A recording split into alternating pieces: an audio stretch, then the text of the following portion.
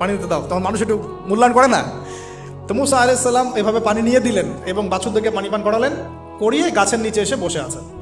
বসে বসে তিনি দোয়া করছেন, এই যে দোয়াটা তিনি দোয়া করছেন, রব্বি, একটা নেক কাজ করলেন, নেক কাজ করলেন না, মানুষের উপকার করলেন, নেক কাজ করে এসে গাছের নিচে বসে দোয়া করছেন, আল্লাহ এখানে তো আমার খাবার পানি বাসস্থান কিছুই নাই, আমি কি করব?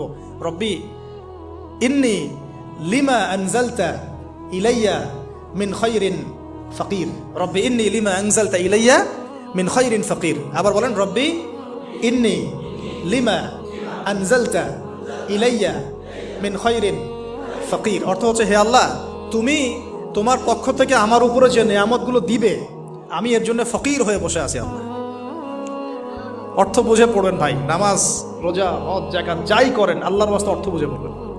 অর্থ বুঝে পড়লে আপনার ইবাদতের স্বাদ পাবেন, তৃপ্তি পাবেন, আল্লাহর সাথে কানেকশন হবে, আল্লাহর নূর পাবেন, মাআরিফত পাবেন, সত্য স্বপ্নও দেখবেন তখন ইনশাআল্লাহ।